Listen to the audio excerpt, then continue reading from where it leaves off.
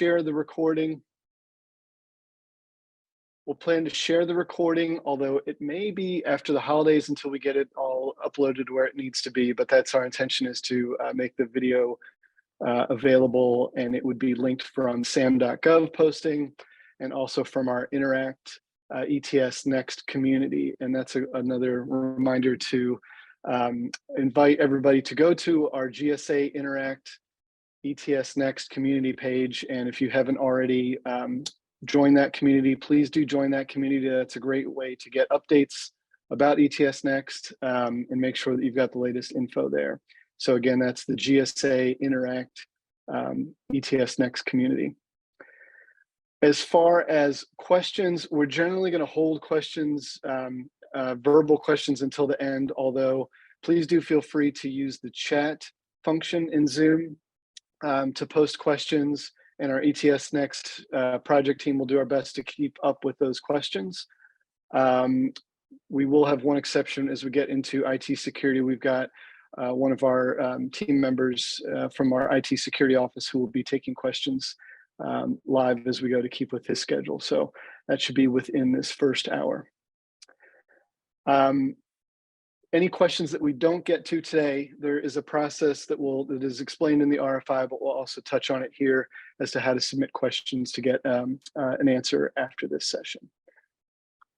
Our goal is to end this at 3 o'clock, so we plan to do this for 2 hours, although if there are enough questions, or if there are still questions, we'll stay on longer if need be, but just to help everybody kind of with expectations.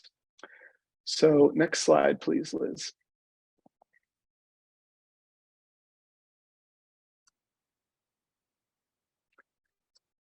Okay, and again, if folks are just joining, I'm Ryan Edelstein. I'm with GSA's Federal Acquisition Service, our Office of Travel, Transportation, and Logistics categories, and I'm with our ETSNext team.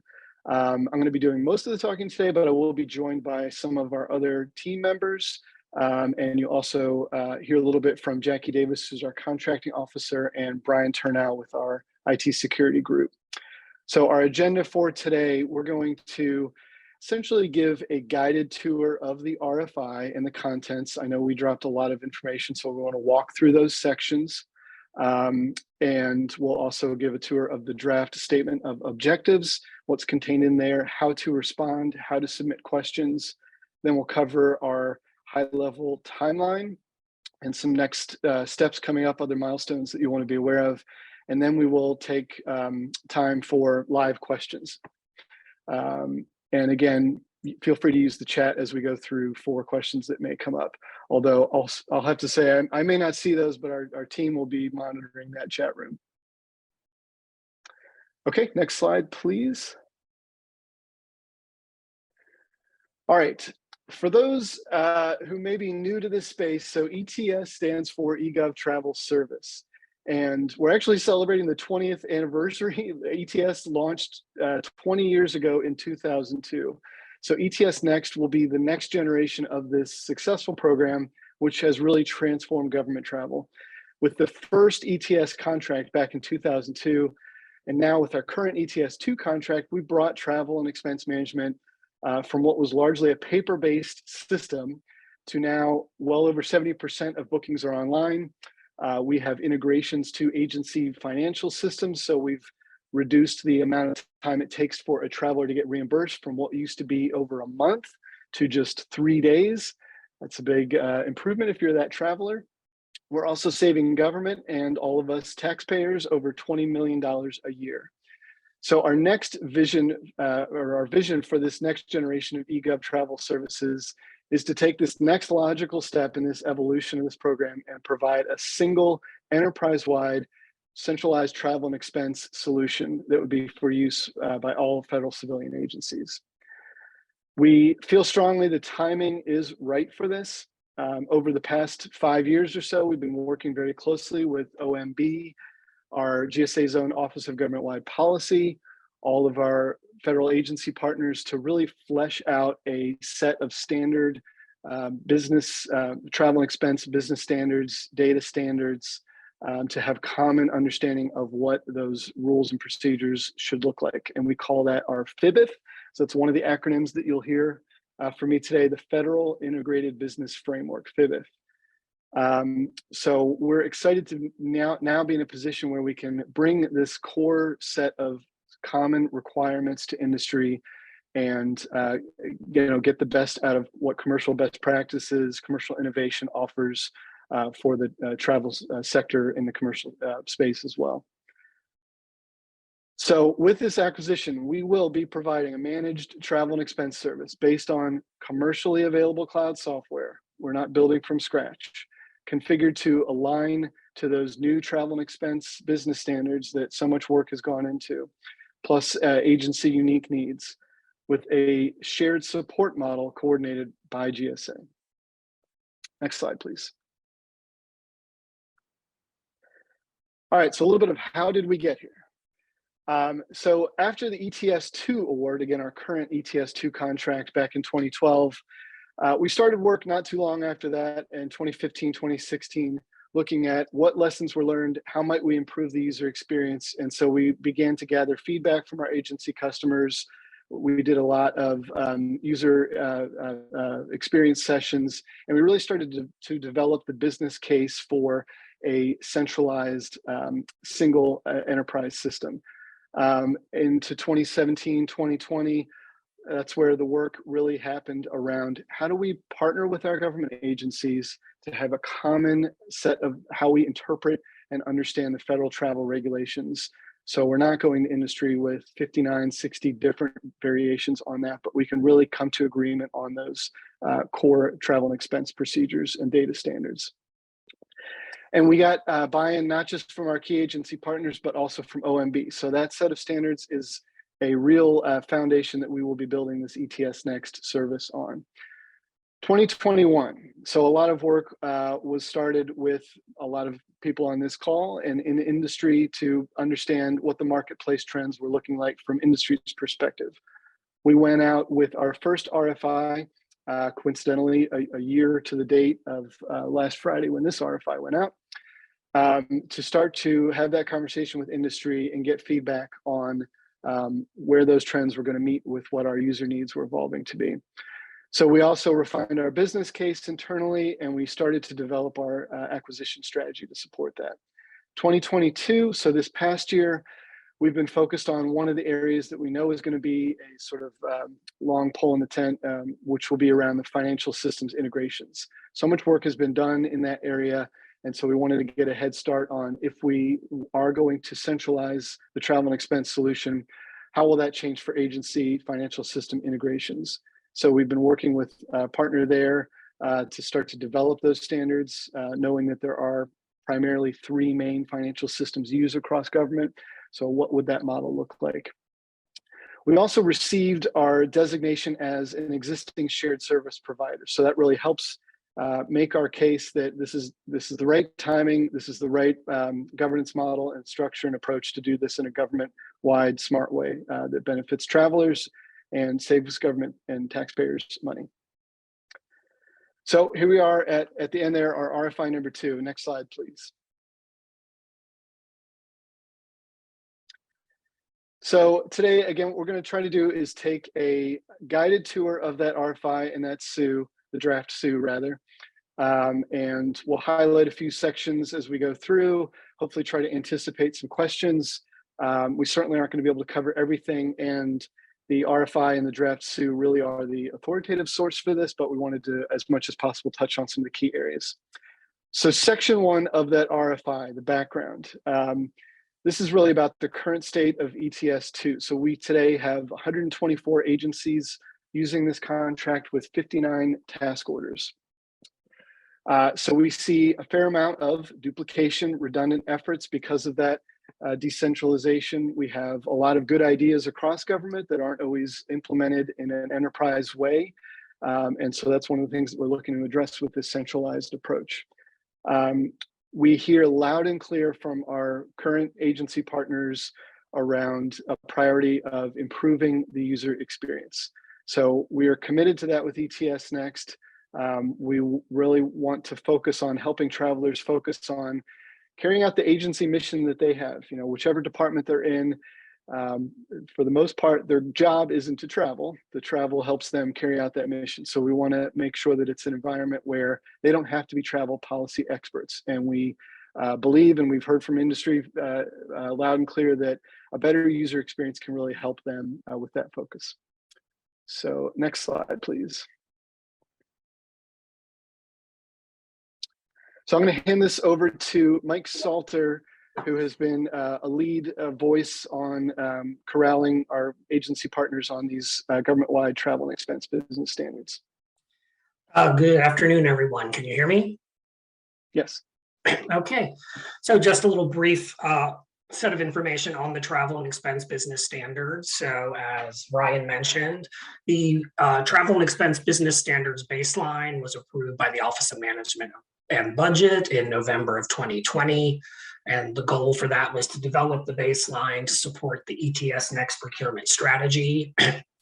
And the overarching goals were to eliminate features, functions, and processes based upon agency-specific or unique processes and policies, to streamline the financial management integration and voucher processes, looking to improve the user experience by reducing the time on task to process travel, including the booking, authorization, and voucher, as it's referred to, and to enable government-wide travel data analysis by improving the ability to capture the data government-wide.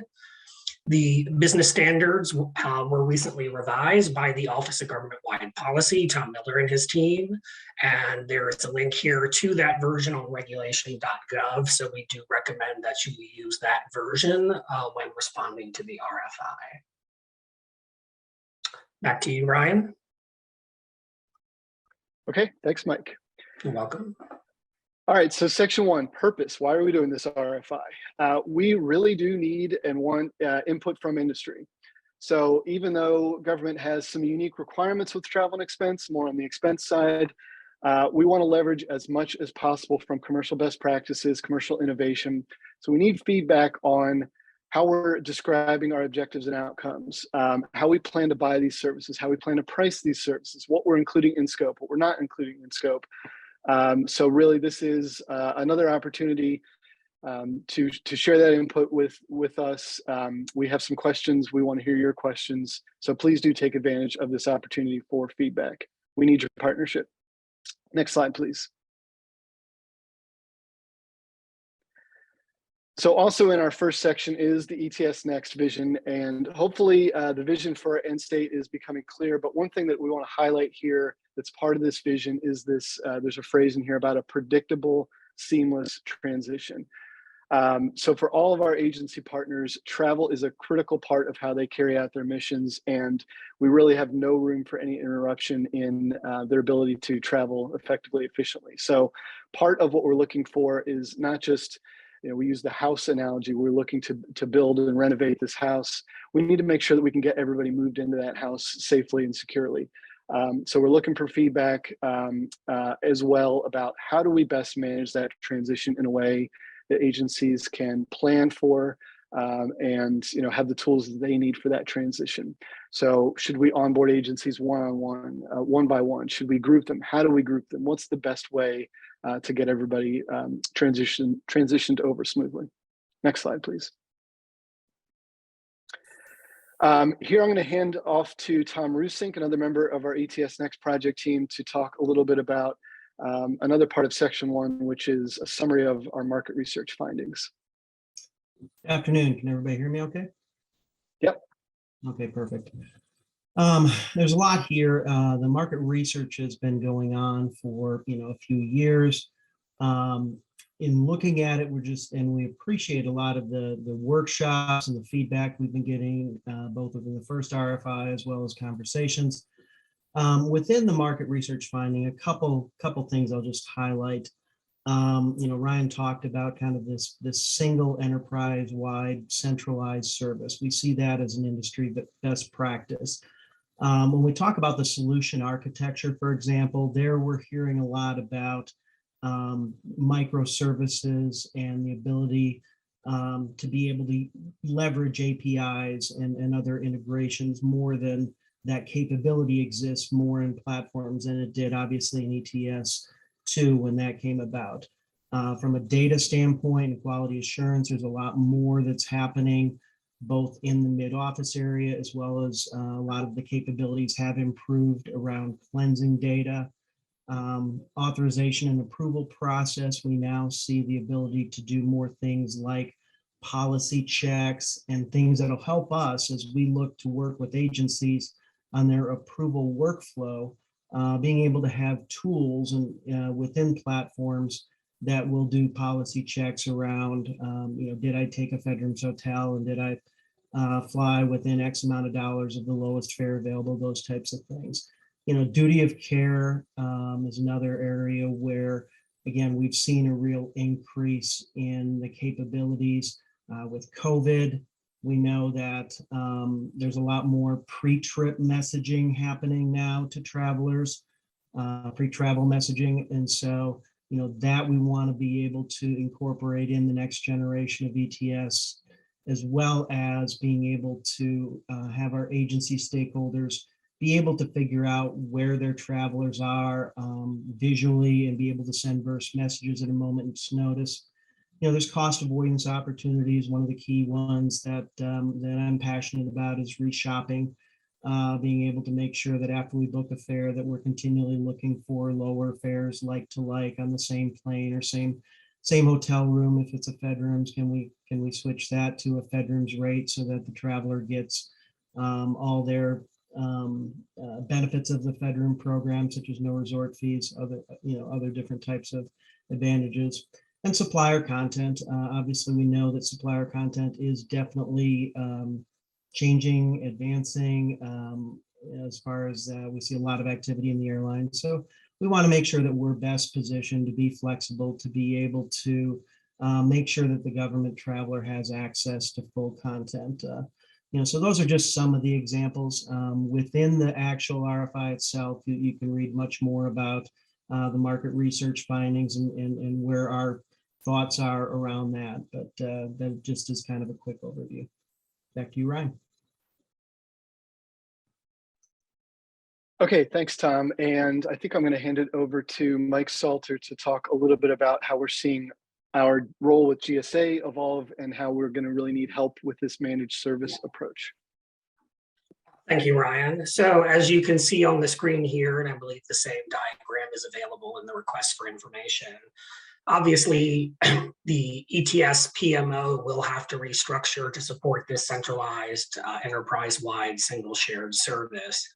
So this is one idea of how we believe the center of excellence that will need to be established can assist the agencies and GSA overall with the management of that shared service.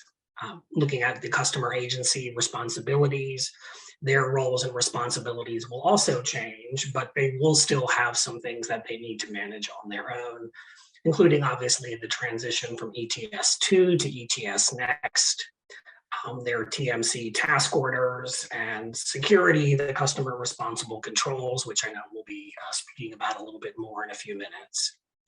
Obviously, looking at the request for information and for the technology managed service provider performance objectives, there are a number of objectives that we are trying to meet, including a streamlined travel and expense service, having an adaptable architecture and agile service delivery model, and the management of security across the program. Whereas GSA and what is now the ETSNext PMO will continue to manage also at the master contract level, support the vendors, but also provide assisted acquisitions and contract administration for the agencies, and again, help with the overall management of the security processes. Ryan, I'll turn it back to you. Okay, thanks, Mike. All right, so moving on in our guided tour of this RFI. So section 2, titled Information Requested. It's a list of 17, some open-ended, some more specific questions that we're looking for input and feedback from industry on. And I'll say that you may feel like there are some questions we should be asking that aren't in this list. And we're also interested in those as well. We'll cover a little bit later on details on how to respond, but these are the categories that those questions are organized into. And just to touch on a few, so around TMC, travel management company services, with ETSNext, we're intending to separate out those TMC services, which are currently included in the scope for ETS2. And so we're looking for feedback on how to best manage that while maintaining or improving service, still providing best value to our customer agencies. And what, if any, impacts do you see to service delivery or other challenges? With data quality, we know there's a lot more we can do, especially with a centralized approach to implement data quality control checks, and really look to better leverage that data to improve the user experience. There are tools that we're aware of that we're not able to take advantage of today because of the state of our data quality. So we're looking for input on how should we be thinking about building in that data quality as a priority from the beginning. Another area that we anticipate getting questions on and is also really important is cybersecurity. So this is a continually evolving space in government procurement, and not unique to government, but we certainly have rules and standards for how we apply cybersecurity management. So we do intend that this will be a cloud-based solution, that it will be a FedRAMP authorized system. And so to cover a little bit about what we mean by what the FedRAMP program is, what that involves for industry, I'm going to hand it over to Brian Turnout, who's with our Information Security Office. He's GSA's FedRAMP program manager. And we're going to break with our format a little bit in that after Brian covers his slides, we will pause for a few minutes to see if there are any questions before we let Brian take off. He has another engagement, but I'm going to hand it over to Brian Turnout. Great, thank you for that, Ryan. So yeah, as Ryan mentioned, I'm Brian Turnout. I'm the program manager for GSA's FedRAMP sponsorship capability. I just wanted to start with giving you a brief overview of what FedRAMP is, a little bit about the FedRAMP process and how GSA facilitates vendors through that process, and some of those critical control areas that GSA looks for throughout the authorization process, those security items that are most critical to us.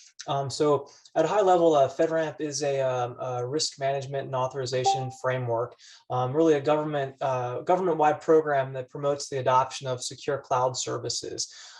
It's really intended to be an authorized once use many type of model that helps CSPs through that that assessment and authorization process, followed by continuous monitoring activities. FedRAMP is mandatory.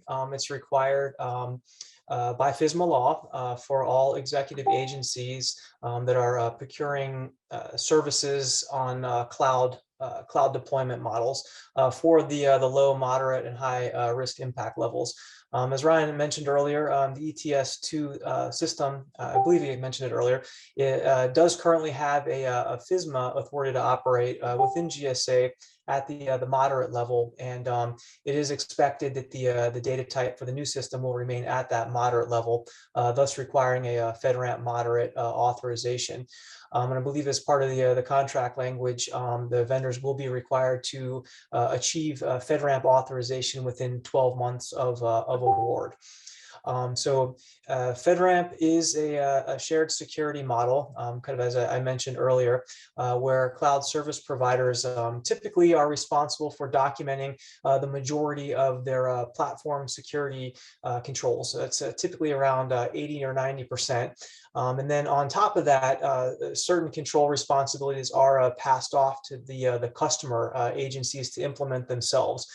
So that's what we call customer responsibilities. So within the CSP's authorization package, they typically define those controls that are deferred to the customer. So a complete authorization is really a two-part approach. You have that underlying FedRAMP authorization that the CSP is responsible for, and then the agencies have to do their own documentation and assessment of those customer responsibility delta controls on their own, issue their own ATO for that gap, and so those two separate ATOs equal a whole. So next slide, please. So there's two major types of authorizations or ATOs. The first is a JAB authorization, or the Joint Authorization Board. The Joint Authorization Board is a body made up of 3 different agencies, DoD, DHS, and GSA, who work under the Program Management Office, the FedRAMP PMO's office. That governing body accepts about 12 cloud service providers a year and issues JAB authorizations to them. So that type of JAB authorization is sort of the highest level, or gold star, if you will, for CSPs to achieve. But there are certain conditions to getting accepted for a JAB ATO. I think you have to have maybe more than 10 customers, and they have an application project or a process every year if you do wish to go through a JAB ATO. So they're a little bit more selective. There are some more strict rules about third-party service integrations, et cetera. So I think the most likely path for the vendors who are coming on with this contract are going to be the second type, which is an agency authorization. An agency authorization is when a cloud service provider works directly with a sponsoring agency, such as GSA, to facilitate that authorization work, walk through the entire process with them, issue their own issue an ATO from that one agency, and then that one agency will continue to support the vendor throughout the life cycle with continuous monitoring activities. So there's no requirement for a vendor to work directly with GSA. You could be getting a FedRAMP authorization through another agency. So those are both viable options. Next slide, please. So stepping back for a moment to just qualifying for FedRAMP.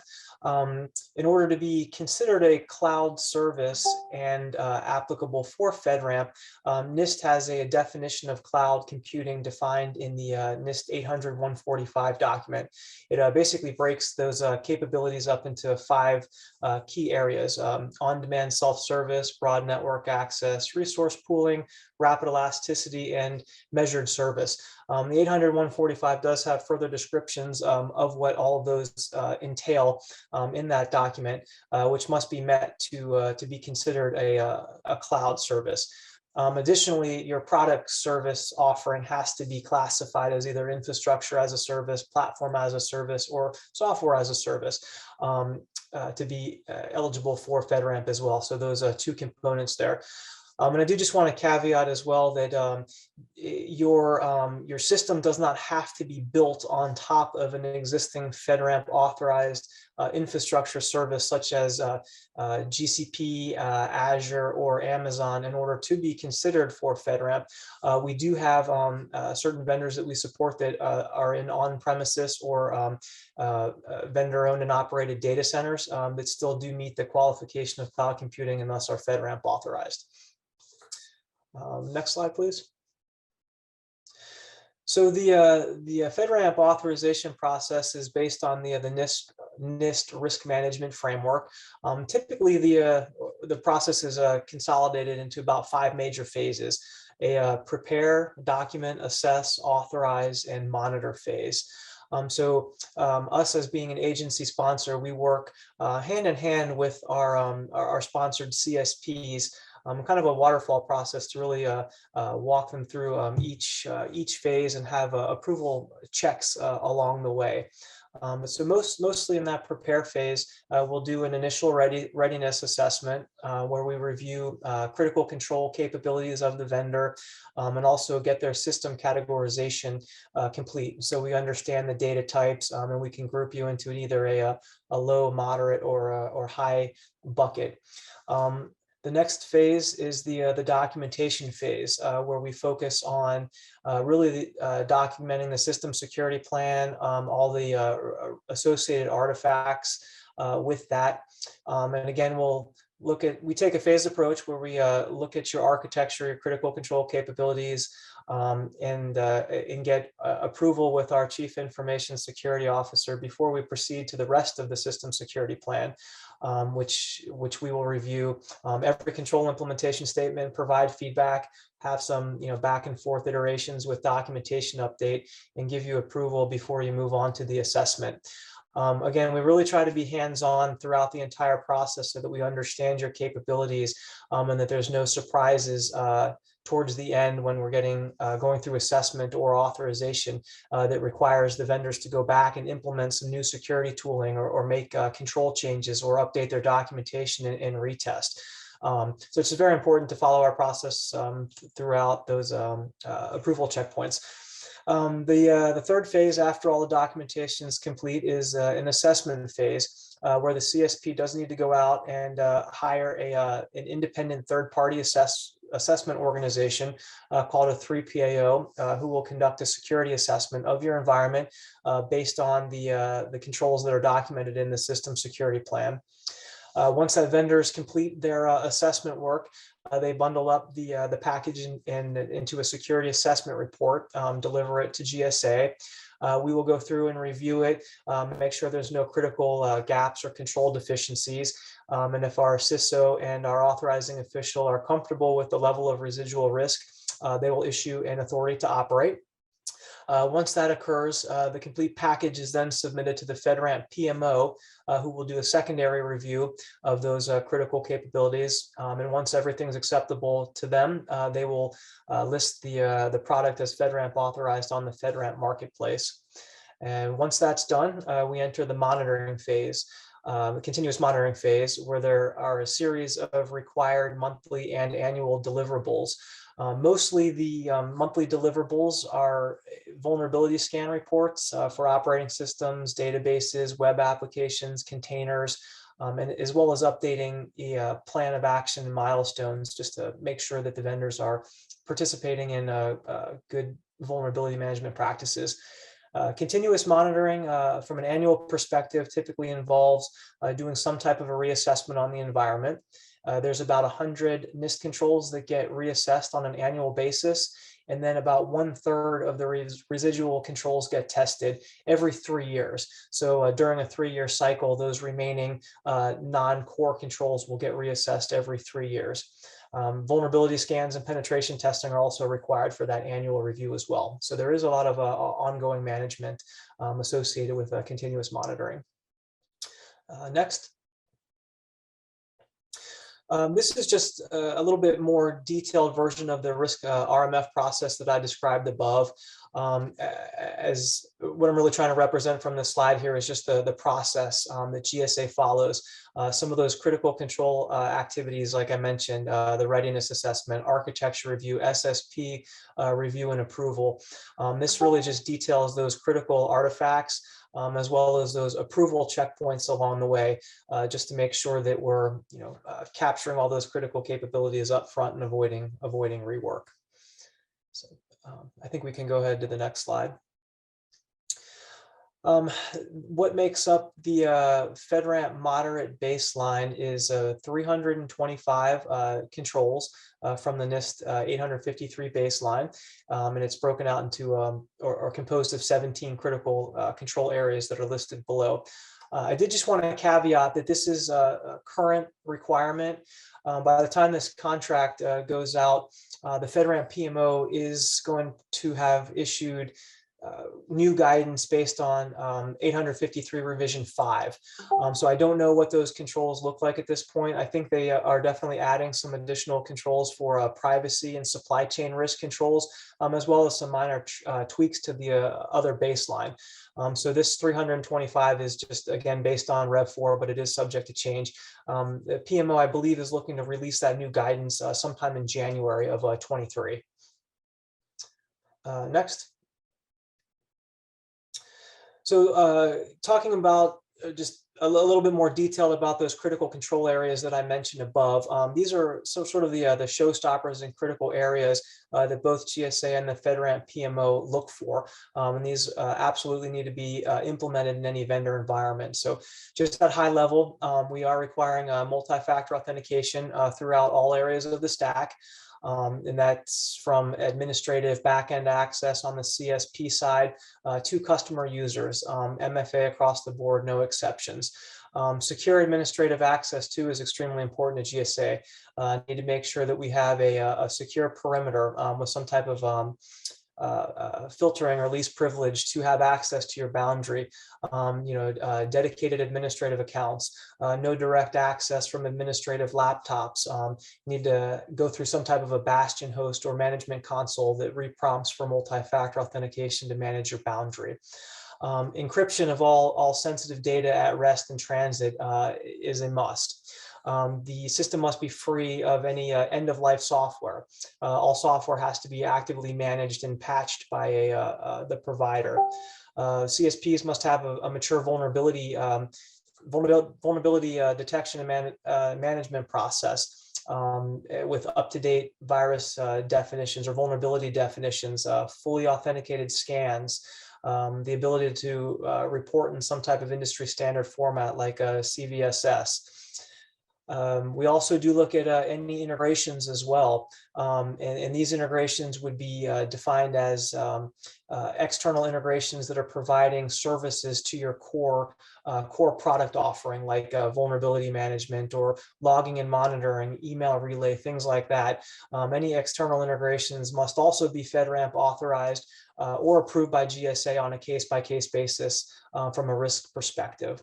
We do have a list of technology from prohibited vendors. Multi-tenancy is also another big area for our Chief Information Security Officer. In a multi-tenancy model, all customers must have either dedicated instances or some type of physical or logical separation of data on the back end. Whereas if one particular tenant was compromised, it wouldn't have the ability to compromise another tenant. This can be accomplished, like I said, maybe by dedicated instances or customer unique encryption keys at the database level.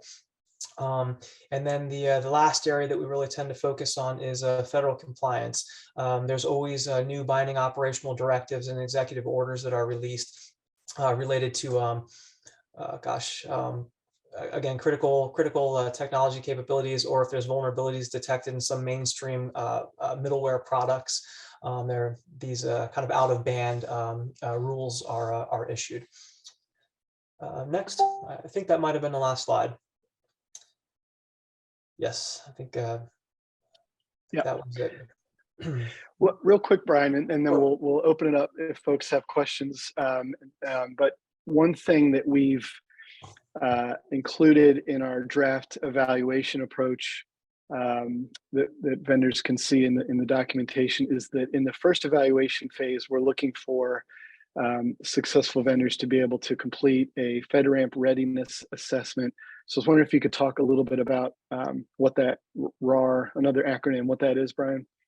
Sure. The FedRAMP risk readiness assessment or review report is a report that's done by a third-party independent consultant. So typically a CSP will hire a 3PAO to write that report. FedRAMP does have a template where it goes through and looks at pretty much all those critical control capabilities that I looked at before, mentioned before, and identifies any system gaps that need remediation before we fully engage with a CSP. Great, thanks, Brian. Okay, so with that, we're going to pause here and open it up to anybody who wants to come off mute, or feel free to put it in the chat while we've got Brian, if there are any IT security related questions.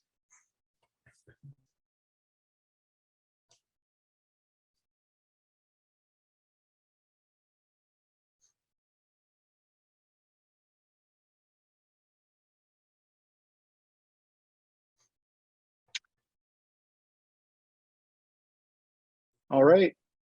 Well, Brian, I'll credit you for being very thorough, and thanks for joining us. So sometimes it's helpful to put faces to names, but we'll talk a little bit more about how to submit questions and how to get responses later. But one final chance for anybody to pop in with a question. Okay. Thanks very much, Brian. Yeah, you're welcome. Happy to support any follow-up. Ryan, I did just see a question come through on the chat. Thank you. Do you anticipate that other level other than moderate would be required? I mean, I can take this. So right now we're assuming that really the type of data that's stored in our ATS2, our current contract systems, the type of data is not going to change. And that's usually what drives the FSMA classification. So we don't expect that to change. We expect that to remain at a moderate level.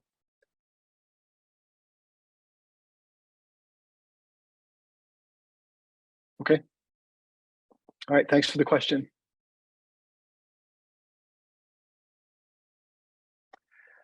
Okay, so continuing on our guided tour of the content. So section 3 of the RFI is how to submit our submission instructions. So we've broken this down into 3 volumes. Volume 1 is some of the basic info that you see here, but really this is where we're looking for the responses to those 17 questions that we just talked about that are covered in section 2. So we're looking for that to be 25 pages or less, trying to avoid getting in volumes and volumes, but we do want to get your feedback on those 17 questions, or as I mentioned, if there are other questions you think we should be asking, that's where you would discuss those areas as well. Volume 2 is the requirements traceability matrix, or the RTM. So this is our initial assessment of how we're seeing taking those travel and expense business standards that I mentioned earlier and applying them into a set of system requirements. This is still a work in progress, but we felt that it is enough, long enough in the process to start to share it and get some feedback on this approach from everyone. I'm going to hand this over to Tom in another couple of slides, Tom Rusink on our team, because this RTM is somewhat involved. There's a separate spreadsheet and we anticipate questions around there. So in a few slides, Tom's going to walk through more specifics of how to fill out that RTM. Volume 3 is the pricing estimate. So here we're looking for, of course, rough pricing estimates from you, but we're also looking for what are some of the key variables or key assumptions or gaps that need to be called out in those assumptions. We recognize there's a lot that still needs to be refined, so we're looking for that as much as your pricing estimates. We're also looking for feedback on how we're thinking about pricing. Should we be thinking about a different pricing structure, model? That's where we're looking for the input, sorry. So next, I'm going to hand it over to, well, before I move on, I'll highlight the big date here. January 19th is when these submissions are due. And I should say, we will not be extending this. We already pushed it back a week from where our initial planned response deadline was, knowing that we were going into the holidays. So we've already pushed it to January 19th. Jackie Davis, whose email address you see here, there's a reason we're only including Jackie's email and not mine or Brian's or anybody else's. All questions, all feedback should go through that email address, Jackie Davis, with a copy to the other one that's listed there, the on the go at GSA.gov is a shared email address. So I'm going to hand it over so you can put a face to a name. I'm going to hand it over to Jackie Davis, who is our contracting officer, to talk a little bit about how to follow up if you have any questions after this session. Jackie? Hi, everybody. Hello. So my name is Jackie Davis. As Ryan said, I will be the primary contracting officer for ETSNext. Liz, could you just go forward one slide? So you'll see my email on there quite a bit. I go by Jackie, so just a quick FYI, the email is actually jacqueline.davis@gsa.gov. Any questions, concerns, anything like Ryan said, come through me. I'll give you bonus points if you give me some cool memes. No, I'm totally kidding. Not necessary. Again, if there's any questions, please feel free to reach out to me. I can get everyone in contact with the right team members. We just want to make sure that there's one primary person focusing all of these. One caveat I do want to point out, as you'll see on the slides, that little spot that says responses will be posted to SAM.gov and eBuy. So what our team is going to do with the questions is we'll give it our best effort. If there's anything that we think might be proprietary or things that might be specific to your company, we will not be sharing those. It's just anything that's general or anything that we think would be helpful for other vendors to know. And as you're sending questions to me, if there's anything you don't want shared, just let me know and we'll make sure that we protect that information for you. So again, the dates there, those are our best estimates, with leave and Christmas and everything coming up. We'll do our best to post the updated answers as we get them. But please don't hold us to those dates. It might slip a day or two here or there. And as you'll see, there'll be updates on ETSNext industry community, SAM, eBuy. And then if for whatever reason you don't see anything, just reach out to me and I will let you know. So with that, I will hand it back over to Tom for the next slide. Excellent. If we could go to the next slide. Okay, so the requirements traceability matrix, RTM. I'll talk through this and then I will go through it, I think on the next slide as well. First of all, the key components are going to be just the table of contents. And then, like I said, I'll show screen in a second here. Table of contents where we have an overview, just a description of what the different tabs are within the RTM, which is an Excel spreadsheet. Then there's the response form itself.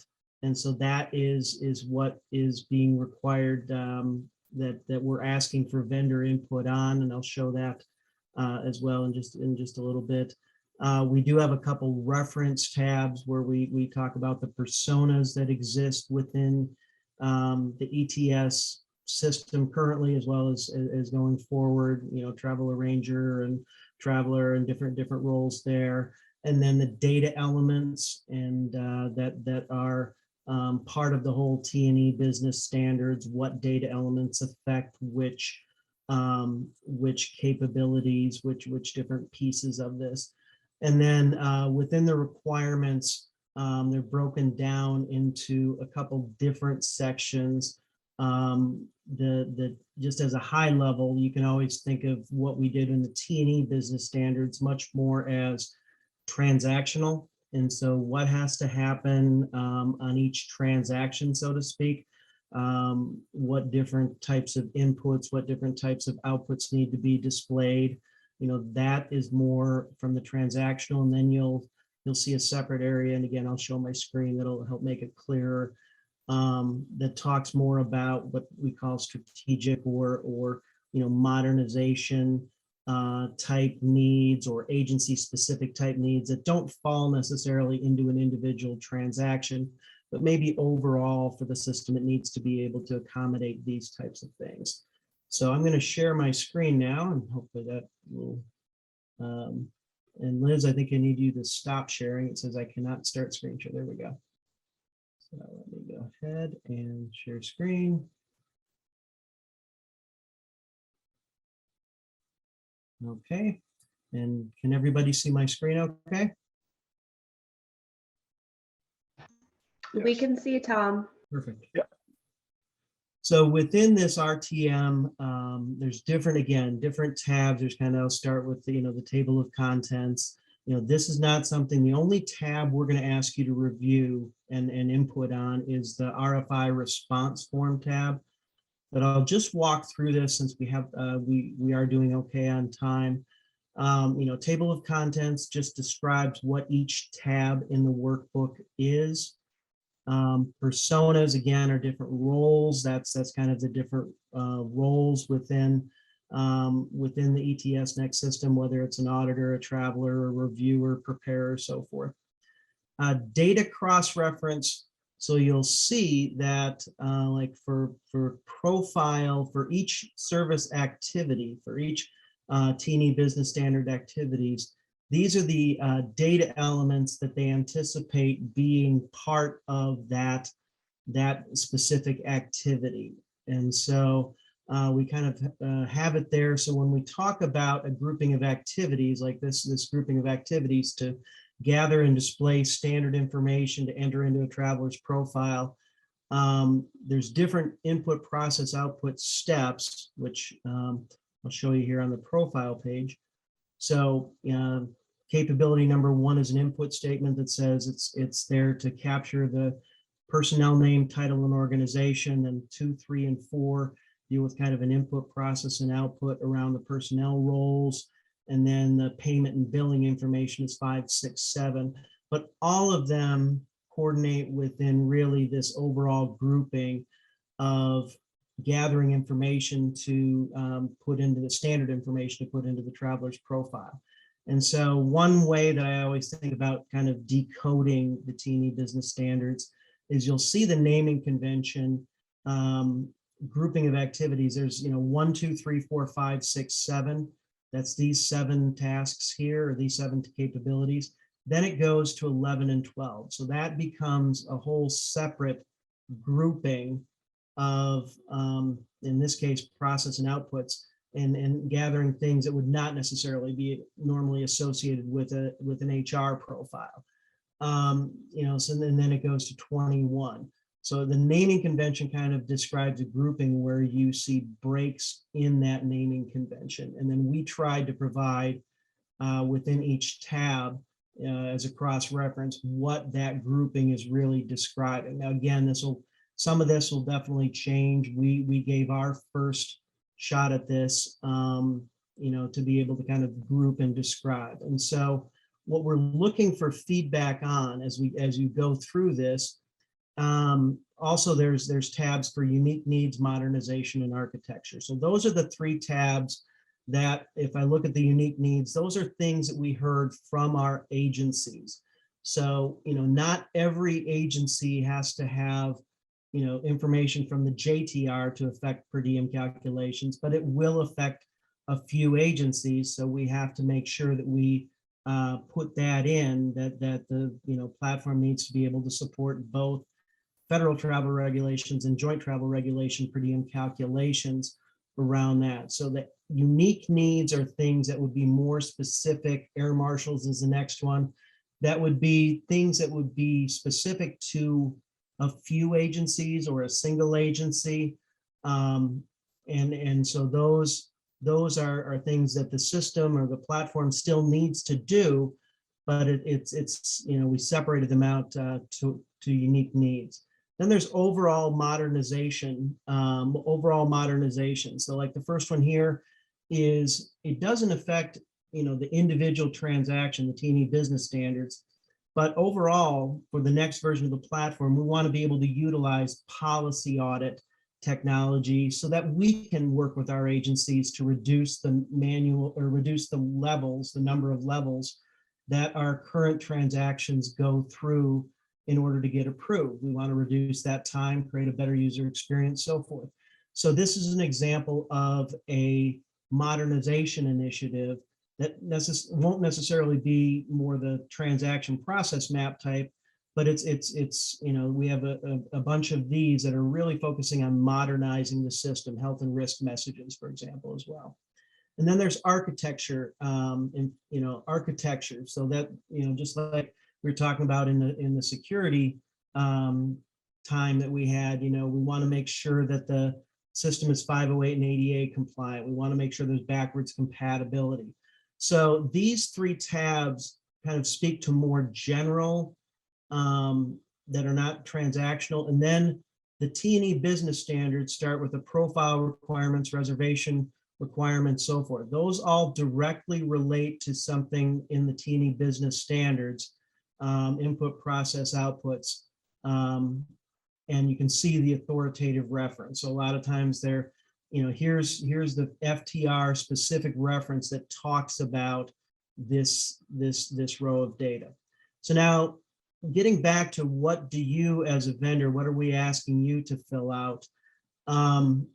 It's really help give us input on this, because we know that the travel and expense business standards is a common, I always call it a North Star. It gives us one common vision of what we're trying to accomplish. And it's written very much from a process standpoint, an outcome standpoint, so forth. But we also know that when we take an implementation of technical automation, there may be things we haven't thought of or considerations that we should look at, or, hey, maybe this might be a better phase down the road. We might not have this right away, day one. And so what we're asking is, we took each one of these unique needs, If I scroll down, you see the unique needs. We took each one of these modernization requirements, and then if I scroll down there, each one of the architecture, and then we get into the individual T&E business standards, the individual FIBIF requirement. And for each one, you know, determine and document unique identification information consistent with the FTR. Within each one of these, we're asking our prospective vendors to say, okay, would this be available before or at award? Would this be something that might not be available at award? So we might not be able to judge it right away, but it's something we'd have at initial operating capability. So between the award, something we would, you would be able to complete before initial operating capability, or before full operating capability, before it's deployed to everybody, all agencies across the board. Or it's something that is more of a roadmap issue that yes, we plan to do this, but it would be something that would be after the initial delivery. So post FOC future roadmap. And then not in the roadmap, is this something that we don't do currently, we don't plan to do, is something more that's not currently in the roadmap. So, for each one, we're hoping to get back a response on each one of these, as well as comments. So there again, we're looking at this point, we're really looking to understand, is what we're asking with these standards and with these objectives reasonable? What are thoughts? What are things we haven't thought of? So we're trying to gather as much input so that by the time we get to the draft solicitation, we can really hone this in and understand that some of these might not be things we ask for out of the gate, and we can have what we consider to be reasonable expectations and requirements on both sides. So we do appreciate, I know it's voluminous, but we do appreciate the time and effort, and this will be, as Ryan said, very much an ongoing effort over the next few months to really hone in on these and make sure that we're clear in what we're asking for. But again, we have this North Star that I think for the first time helps us all talk from the same language, so that we're not just each individual agency asking for each individual agency's needs and requirements, but we're really trying to do that as one voice as best we can. So hopefully that was clear, and I will pass it back to Ryan, and happy to answer any questions as well at the end. All right, great. Thanks, Tom. One minor thing to note, but some folks may have noticed it. We heard from one person already.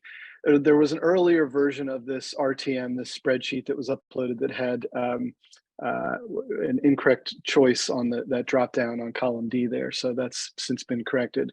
So just FYI, there's only the correct version is available up there now. I think that was fixed yesterday, I want to say, or the day before. Okay. Go back to our deck. And next slide.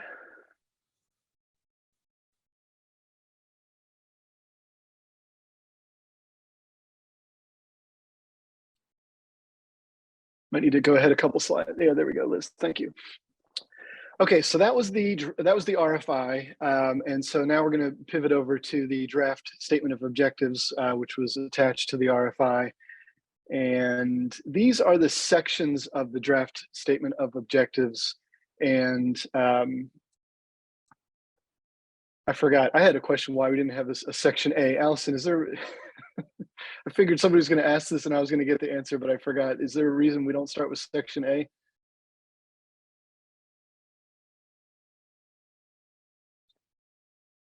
All right, I shouldn't ask my own questions here. Anyway, I'm going to cover a couple of the key sections here. They're all important, but more than just a draft statement of objectives, this is really our notional acquisition approach. And so we're trying to be as transparent and open as we can with how we're thinking about going out to market. We're still in the market research phase, but we're trying to telegraph ahead a little bit in terms of this is how we're thinking about conducting this acquisition. So all of these sections are, I hope it goes without saying, open for feedback and input and clarifying questions on any of these. let's see, we're looking for input on how we're defining our pricing terms, how we would evaluate quality, what we call our QOSP. If you've done government contracting, you're familiar with that acronym, what our evaluation process would be. And again, it's all hopefully to help you better understand not just what we're looking to buy, but how we're looking to buy it, and to help you better estimate your ability and cost to provide those services. One note, we talk a lot about a SOO, statement of objectives. We are also evaluating whether a performance work statement, PWS approach, might be better suited for those of you that are familiar with those. So we're still open on that. Next slide, please. So section B of this draft SOO, pricing and incentives.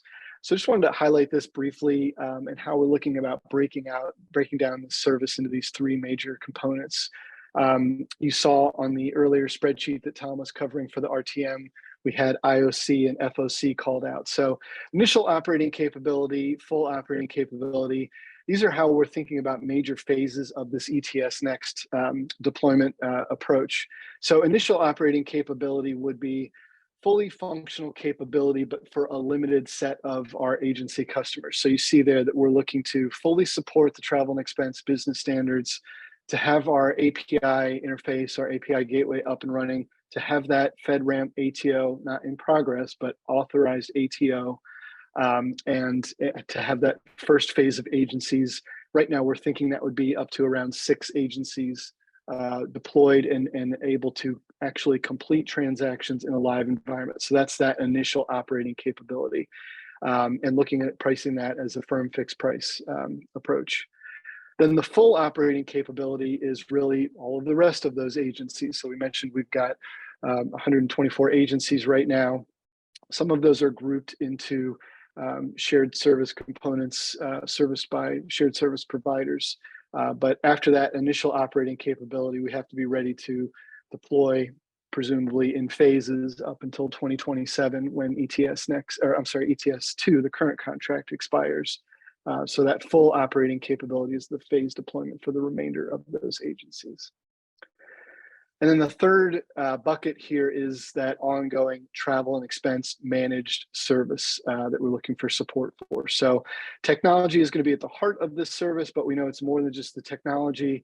We're going to need help in this new expanded role for GSA, bringing together our agency partners in this centralized approach to help catalog and prioritize requirements, enhancements, requests that come in from agencies. So we're looking for help pricing out that centralized managed service function.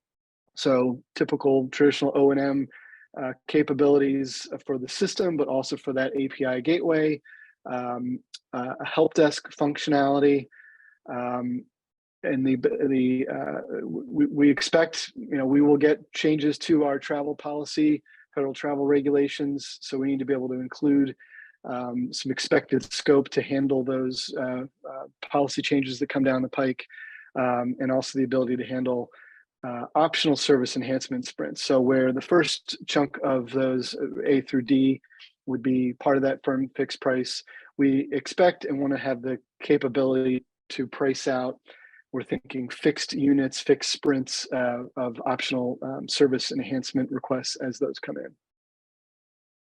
Next slide, please. So section C of the draft statement of objectives lays out our 6 objectives. And these are, the idea is that everything rolls up to these 6. And with the SOO, the intention is to call out the end state, and let industry do what they do best and help us figure out how to get there. I think our reality is we're a bit of a hybrid where we've got a lot of specificity around federal travel regulations. We're trying as much as we can to focus on those outcomes, those objectives, but the reality is there's a lot of known parameters that we have to work within. But these 6 objectives are an important set of North Stars, if you will, to think about. So number 1 on here is about the user experience. So we've talked about this a few times, but just to reiterate, we really are committed to making sure that the user experience improves with ETSNext. We want to look to reduce the time on task that users spend booking travel, completing expense reports. We try to avoid saying simplify, because we know that it is a complex process. Nobody likes filling out their expense reports, but we absolutely think we can streamline those steps and automate, look for opportunities to automate steps where business rules can be embedded and we can run through those more quickly. We're also looking for user experience for the system to help us with that guided approach, so that our users don't have to be experts in travel policy. They can, the system can help make it easy to do the right thing for those users. So there's a reason that one is our first objective there. Next, we're looking for how do we leverage modern technology that can support that UX. So again, automations, user experience tools, potentially third-party bolt-on applications. We want to make sure that it's we're taking a modern approach with that technology. Next, part of that is also a modular API-driven approach. We feel strongly that we know we're going to need to connect with other systems. The more we have a fully documented API layer, the easier that will be.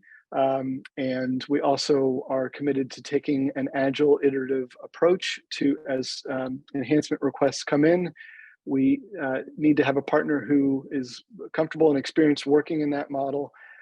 We know we certainly can't deploy a service in a system that is fixed for 15 years. It's going to have to continue to evolve and meet user needs as they expand. Data quality is another important area and objective here, where we know that to deliver the kind of user experience that we want to, a lot of that relies on consistent, reliable quality of data. That's been an obstacle today, where we haven't been able to deliver some of the user experience improvements that we'd like to because of limitations around data quality. We also want to be in a better position to report government-wide on travel data and activity. GSA is the travel category leader for government. So part of our responsibility is to make smarter travel and expense decisions for government. So we are looking to be able to leverage that government-wide data. Second to last bullet there, standard approach to security is also important. So, a lot of our agencies are carrying out sensitive missions, and their travel is part of the sensitivity of those missions. So part of the reason that, as Brian talked about, we're looking for a moderate level FSMA classification and ATO. So security is critical. The last bullet on here. So we talked about the importance of a seamless, predictable transition for our agency partners. So our mantra has been do no harm, and we are committed to that. And we need expertise from industry on not only how do we have an excellent experience booking and filling out expense voucher forms, but how do we get there in a way that does not disrupt any capabilities that agencies have today. Next slide, please. So I'm bouncing around a little bit in the draft statement of objectives, the SOO. Section J are our attachments. So there's a lot that are in these attachments, and we've got a few slides after this where we'll share a few of them and have a couple of folks speak to some of them. But just to touch on a few. The agency profiles, the idea here is to share as much information we have about how our agencies are using the current ETS2 contract today, their volumes and a little bit about their configurations. So to kind of lay out, here's the current state. We've got attachment 2 is a visual of the process flow. Now, I'm going to have Mike Salter cover that process flow a little bit, and he'll tell you there's probably infinite number of variations, but that's our sort of happy path for the typical process flow. We've also got a draft or a notional system architecture. This is very much us saying, this is how we're thinking about that architecture. We need to hear back from you about what makes sense, what questions do you have, where does it need to be adjusted? And we'll put that up on screen in a moment.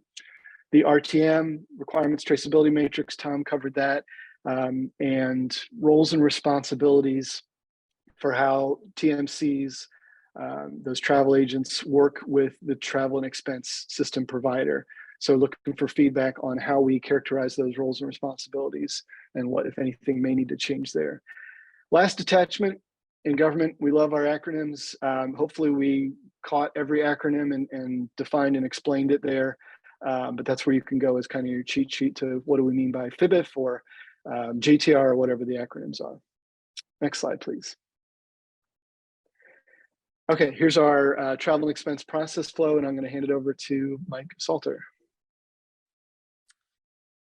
Good afternoon again. I believe a lot of people have seen this before, but for those of you who have not, as Ryan mentioned, this is an example of the process flow that incorporates the current processes under ETS2, but it also includes the changes based upon the travel and expense business standards, with the focus on the financial management integration, sometimes referred to as the obligation process lifecycle. Broken down into some of the core features and functionality within the solution, including reservations available through an online booking tool or directly with an agent at the TMC, pre-trip approval, which we commonly refer to as the authorization, fulfillment from the travel management company, financial management integration, and then the expense report or voucher, as it's more commonly referred to in the government.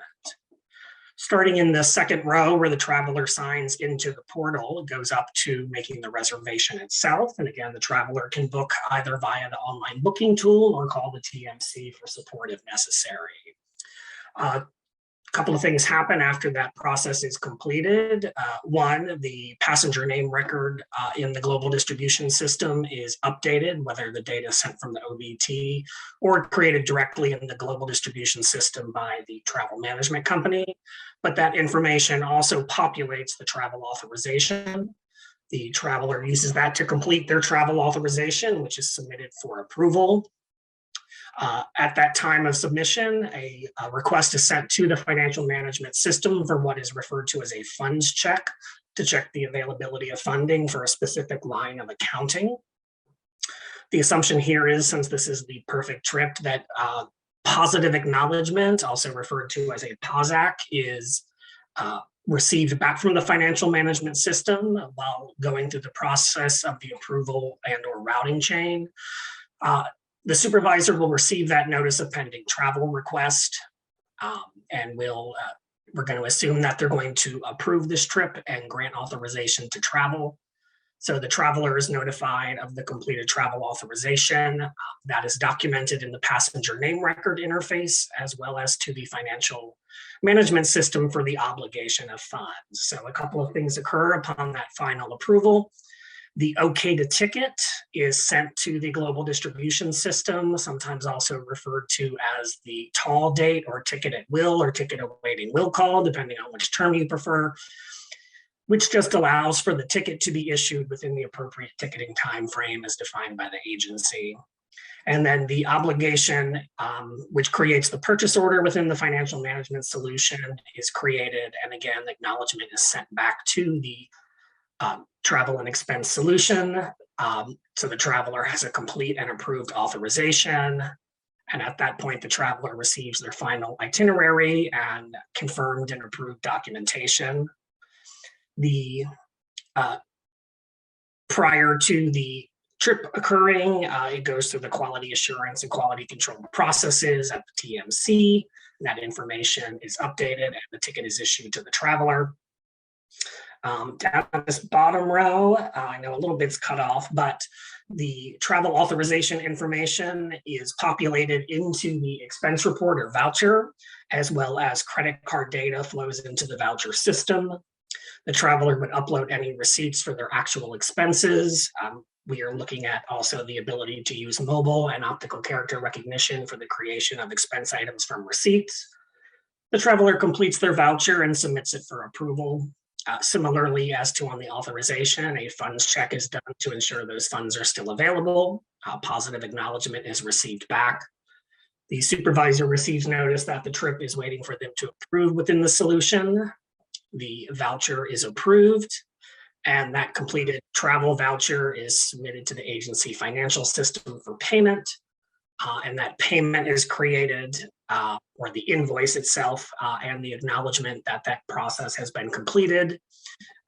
And the travel solution is updated, and it's usually marked as completed, paid, etc., even though the payment will actually come through payment from Treasury itself. Ryan, I'll turn it back over to you. Okay, great, Mike. Thank you. So next slide is the architectural diagram of how does that process happen? How do we see it happening with the major system components underneath? So this is going to be an important tool for helping us define both contractual boundaries and security boundaries. So again, looking for feedback here, but this is how we're seeing the landscape so far. Starting on the right and working left. So travelers, users coming into, getting ready to book travel or complete a voucher. We expect that there will be both a website and mobile interface that connect to that travel and expense service just to the left there. That would be the core ETSNext system, but just recognizing that we anticipate two primary ways to access that through web and mobile. Along the bottom route, you also see travelers often need to contact the TMC directly. But as I mentioned earlier, we are expecting that the ETSNext contract scope will not include those TMC services, but just important to note that they'll still be in the real world and available to travelers. The T&E services layer in the middle right there connects there then to that SOA integration layer. Sometimes we're also referring to that as the API gateway. Your solution may or may not have this as a distinct layer, but the important thing to note is that it would be a fully documented API connection layer that other services would be able to connect to. And on the very left, one of those very important services that would need to connect, that far left box represents our customer agencies who today have live connections to their financial systems. Some also have connections to their HR systems to help keep the list of users updated and current. But the financial system integration is, I think, fair to say, the most important piece, which facilitates payment reimbursement back to those travelers. So we're looking for the successful vendor to configure, operate that API gateway layer with a standard interface that the agencies can connect to. Now, we do expect to have it on the agency responsibility to configure that connection and make sure that their connection is supported and updating their financial system properly. But we do expect that some level of support would be required for an API, which I think is typical, that in addition to FAQs, issues with the API come up that the vendor would need to address from time to time. A couple other things to point out on this diagram. I don't know if Liz, if you can move your arrow to the bottom left over the GSA data lake, or if folks can see that. Other left, there we go. GSA data lake. So GSA has a data lake environment using AWS, Amazon Web Services. So we're not looking for the vendor to provide that data lake environment, but we are looking to be able to connect to that API layer and bring in a regular feed of the data from the T&E system into our data lake to facilitate some of those objectives that I mentioned earlier, not least of which is giving us access to that government-wide travel and expense data. Also calling out the GDS on the bottom there. And I think we also have our Smart Pay card provider as well. Okay, next slide, please. And Jackie, I think you've got this one. Yes, I do. Okay, so just first caveat, so none of these decisions have been finalized. Of course, we're still market research, RFI. However, this is what we're looking at for how we're going to set up Section L and the competition. So it looks like we're going to do 4 different sections. And so step 1 would be a self-evaluation that you as the vendor would fill out. And after we look at all of that information, you'll be getting a notice from myself stating if you should move to the next step, which would be step 2. That does not deter you from moving to the next step. It's just an effort on our part to prevent cost or vendors that might not be the most qualified to move forward. Again, you're more than welcome to continue on in the steps if you want to. It's just an advisory notice. And then, of course, when you look in the information that's posted on SAM, you'll see more details. I don't want to take up anyone's time here. We're going word by word through that. Step 3 is the scenario. What will be used is the FIBIF use cases. It's common travel tasks. And those vendors that are still in that section at that point will receive advance notice. So don't have to worry about that now or what would be there, because you'll get all of the information prior to that. So don't stress about it too much. And then step 4, the solicitation response. That would also be, again, you'd get your advisory notification after each step. So you'll be well aware of where you fall within that. The only other thing I do want to caveat is the vendor does have to participate in each of the steps prior to moving on to the next. So if a vendor didn't fill out, say, the self-evaluation, you wouldn't be able to move on to the next step after that. Again, section M, that's something that you'll see was not included in that. We have not decided how we're going to evaluate. So at this point, again, just trying to share early feedback, what you guys think about this. If you want to see it done differently, we're open to that as well. We're just using this based on similar procurements that have worked out well. If you have any questions about that, again, feel free to reach out to me. You can put it on your question and answer sheet. But that is all that I wanted to note for this slide. So with that, I will pass it back to Ryan. Okay, thanks, Jackie. And since I brought it up earlier, why is there no Section A? I should have known that. Section A is a little thing that is the contract, so that will come later, but that's why we go straight into Section B.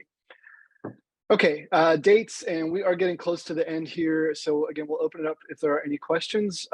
Otherwise, we can wrap up as soon as we're done with any questions. But these are the dates that are important that we covered earlier, but just to reiterate, questions about the RFI and about the process to submit, we're taking those until January 10th. And Jackie laid out kind of a rolling week-by-week schedule that we plan to respond to those questions. But the 10th is the last date that we'll take questions about the RFI. January 19th is the date that the RFI submissions are due. And let's see, specifically 11 a.m. Eastern time on January 19th.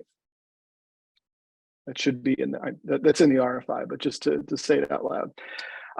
As far as timeline, so what happens next? So we are anticipating going out with our draft request for proposal RFP in the third quarter, with a final RFP, taking feedback from that draft RFP and putting together a final RFP no later than the first quarter into FY24, and then making award later in that fiscal year, FY24. And then I think the next slide is a visual of those milestones.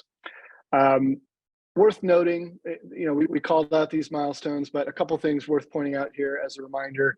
That red looming diamond off to the right there is when the current ETS2 contract expires in June of 2027. So anytime a deadline shifts to the left, that deadline doesn't go anywhere. We have to make sure that that's why we're at this. It may seem early, but there's a lot that has to happen to get ready for that. On the bottom, the transition, we're already, just maybe of interest and use to you, but we're already working with our agency partners to talk to them about transition and what they need to know to start to plan for and budget for, and what they need to do to get ready on their side, both with the transition to the FIBIF travel and expense standards and the new ETSNext system and service, and with GSA's role in that shared service provider. So we're anxious to bring a successful vendor into that process with us, but we can't wait until award, and that's why we're starting that work now. And with that, I think we are down to our questions slide. So looks like I haven't been following the chat too closely. I think there's some questions that have been popping up and being answered, but If anybody does want to come off mute and ask any questions, we're happy to hang out and do the best that we can to answer those.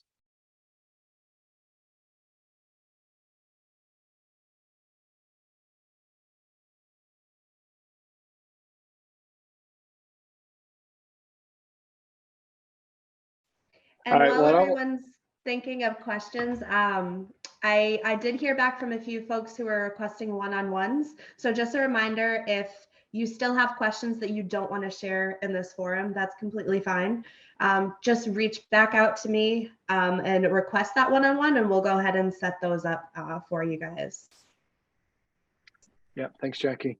And I really appreciate everybody's time joining today, and understand that this came out as we're getting into the holiday season. So it is what it is, but we're trying to keep on schedule and give you as much time as possible into January.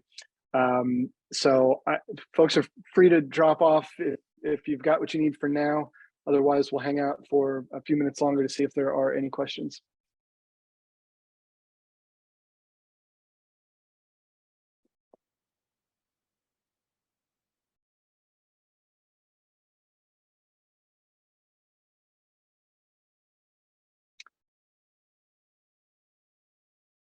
Going once. Just looking at the clock, we're coming up on 2:30, so we'll give it. We'll wrap it up unless there's any questions here.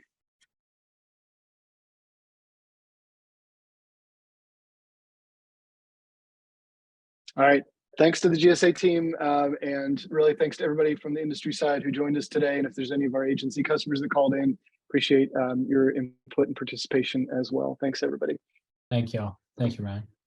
Okay, with that, I'm just gonna shut the recording down. So we will stop recording.